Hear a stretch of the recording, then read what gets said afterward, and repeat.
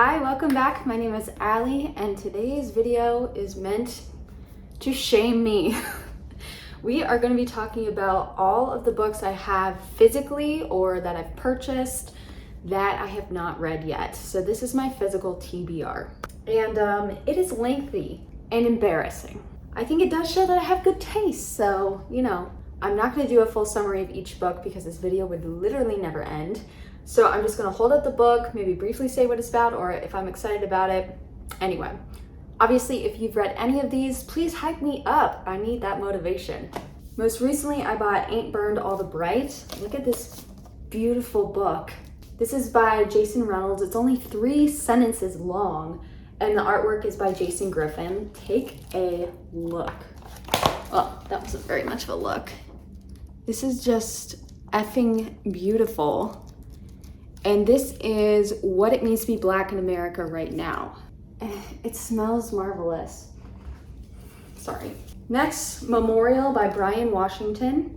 I started reading this. It was really good. It's about a Black and an Asian dude who are boyfriends, and I'm not gonna summarize this, but it's all about family, what it means to be a family. I'm excited. At Costco recently, I purchased The Maid by Anita Prose. This is a new release thriller. I talked about this in my TBR, but I have Summer Sons by Lee Mandello. This is like a dark academia, sort of described as the Raven Boys. So very interested in reading this. I think it's also new adult. And then I purchased The Little Prince by Antoine de Saint-Exuperi.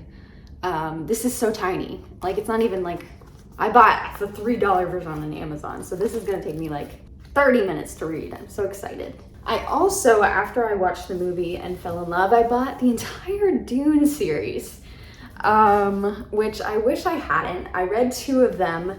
I started the 3rd and I could not stand it, which I hear is the consensus. So now, eventually, if I'm bored, which I don't think that'll be happening anytime soon, I will finish it. Until then, I have this nice looking box. I purchased Rebecca by Daphne du Maurier.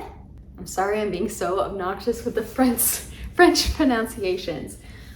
This was a Netflix movie. I think it's like a gothic thriller, historical. There's a lot of adjectives in there. I haven't seen the movie. I want to read the book first, so that's gonna happen. Then I have David Sedaris, The Best of Me. He does essays and short story collections.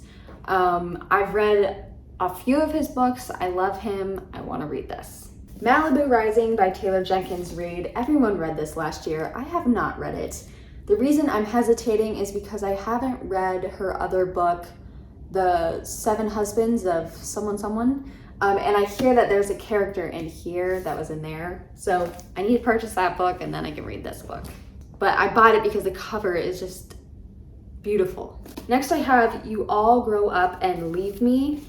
I bought this book because I saw this blurb, a memoir of teenage obsession. I'm sorry, there's nothing I want to read about more. Modern Lovers by Emma Straub. I literally have no idea what this is about, but it was on sale at Barnes & Noble, so I bought it. It looks like maybe a rom-com. The Dreamers by Karen Thompson Walker. I bought this because Bellatrix, I don't know if you guys follow that book club, it's Emma Roberts' book club, and they picked it out. They said it was one of the best books they've ever read, and that got me into it. At the time though, it was 2020, it was at the height of COVID, and this is about some sort of silent disease that makes people sleep forever. So I was not ready to start reading this at that point. This is one of the books I've had longest on my shelves, The Rules Do Not Apply by Ariel Levi. This is a memoir that's absolutely heartbreaking. I've started it. I'm on page 56. I could not finish it because it was so fucking depressing. And I'm not always in that mood, but I do really want to read this because I think it's important. Next is Run by Anne Patchett. Anne Patchett is the author of one of my favorite books, Bel Canto. Therefore, I want to read another one of her books. Difficult Women by Roxane Gay. I love Roxane Gay. I read her essay collection, Hunger, or is that a memoir? I forget what exactly it is. It's about her life, and I think this also follows a similar theme about difficult women, which is also all I want to read about. The next is Theft by Finding. They're David Sedaris' diaries. I'm very excited about that. I forgot I totally purchased this at all. Next is An Anonymous Girl by Greer Hendricks and Sarah Pekkanen. It was also on sale at Barnes & Noble, why I picked it up. It looks like a thriller. Next is The Merciless by Danielle Vega. These are both the first books. It's like The Exorcism of Sofia Flores and another one, I can't figure it out. It just looks so effing cool. Also on sale at some store. And I didn't realize this, but this is the author that wrote Survive the Night, which I DNF'd, so hopefully this is better. Another on sale purchase I made, We Could Be Beautiful by Swan Huntley, and I think this was a thriller. And also, look at that reflection. I could just like light this video with this. Next is A Tale for the Time Being by Ruth Ozeki. I started this as a library book audiobook and I loved it so much I stopped listening. I purchased the book and I haven't continued reading it. I think this is a story about a girl who's contemplating suicide and she wrote a note in a bottle and someone else finds it. I don't know, it's just supposed to be like really heartwarming and thought-provoking, as most books usually are. Next is The Vacationers by Emma Straub. I think this is the same author as that other one who looks like a romantic comedy. This is very soft, also on sale. Gotta love those sales. Oh, this is The Opposite of Loneliness by Marina Keegan. These are essays and stories that she wrote. And the reason I remember people talking about this is because it was so well done. And this author sadly passed away. So I have to read this. And then I also have The Bronze Horseman, a love story by Paulina Simons. My mother-in-law actually said this was wonderful. And it's just a little intimidating because of the size and also because my mother-in-law wants to probably talk to me about it, and that is just intimidating. Okay, the oldest book on my TBR, Corelli's Mandolin, a novel by Louis de Bernier.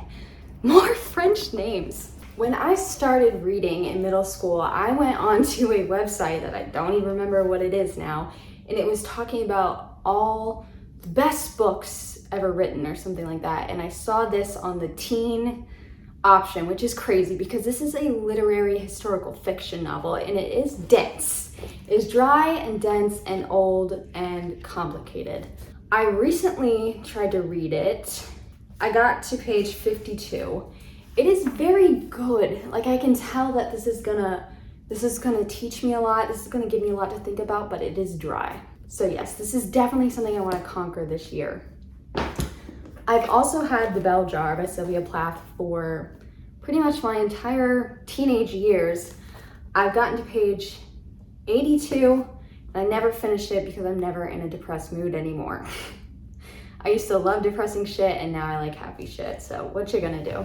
Oh, The Song of Achilles. Everyone and their brother has read this. I read Circe, which Madeline Miller also wrote. I read that book and I loved it, absolutely loved it. And I've heard only good things about The Songs of Achilles, so I definitely want to read that. Another bargain price books, Landline by Rainbow Rowell. I have loved her other books. Obviously Carry On and, Eleanor and Park. Fucking love that book. I think this is an adult book, so I'm interested to see. Oh, and Fangirl, I forgot about that book. I'm interested to see her version of an adult. I think this is a romance. Abroad, a novel by Katie Crouch. I just loved this color. I just love this cover. I really don't know what it is about. Okay, I've had this one on my TBR for a long time too. It's Sex and Death, short stories by Sarah Hall and Peter Hobbs. Love this cover, it's amazing. Look at that spine. Oh my gosh, I'm on page like 250 and for the life of me, I just haven't finished it. I wasn't as impressed as I really was, but I still think there is a lot of good things in this, so I want to finish it. An Object of Beauty by Steve Martin, the actor. Again, have no idea what this is about, but it was bargain priced and it looked nice. Ooh, Her Fearful Symmetry, Audrey Niffenegger. I don't like saying that name. This is the author of The Time Traveler's Wife, and I think She also had like a graphic novel for this. Obviously this isn't that, but I'm interested to read this because I've never read anything else by this author. And then we have State of Wonder, also by Anne Patchett, the author of Del Canto. Again, I just wanted to read another one of her books. Still haven't done it. Then we have All the Light We Cannot See by Anthony Doerr. I've heard great things about this. I think it's a World War II story. And then lastly, a book that I saw in a recommendation from a channel, I forget what her name is, Christiane Jones, I think she is. It's Lonely Castle in the Mirror by Mizuki Surimura. I probably pronounced that incorrectly, but this is supposed to be, I think, a middle grade novel about like magical realism and fantasy, and it's supposed to be really heartwarming, and I really want to read this. I feel like I sounded so whiny in that whole video, like, I really want to read this, but no excuses. We're gonna get as many of these read this year as possible. If you've read any of these, like I said, hype me up. I need the motivation, and I will see you guys in the next video. I lied. I forgot that I have audiobooks that I've purchased and have not finished. First of all, we have Neon Gods by Katie Robert. This is a Persephone retelling. I definitely plan to do a video of this very soon, so I know this one is going to be read. I have A Touch of Jen by Beth Morgan, and I don't know what this is about, but I've seen it on lists with some of my weirder favorite books like The Pisces, so I'm really interested in reading about exactly what this is about and being amazed. Then we have How the One-Armed Stepsister Sweeps Her House. What a title. Like the others, I don't really know what this one is about, but it looks like a story about race and class. It sounds like there's going to be a thriller aspect to it. Then we have Notes on a Silencing, a memoir, and I think it's about a prep school Me Too situation. We also have Gilded by Marissa Meyer. She's the one who does the retellings of Cinderella, the book Cinder, and all of those book series. I read all of those. I had fun reading them, and I definitely wanted to read this because it's a retelling of Rumpelstiltskin, which is a story that has haunted my entire adult and child life. And then we have Truly Devious, a mystery YA novel by Maureen Johnson. I've started this. I think I'm only 20% into it, and I just want to finish it. I keep getting distracted. I've got to finish it. I have the first audiobook that I ever purchased was Let the Great World Spin, a novel by Colin McCann.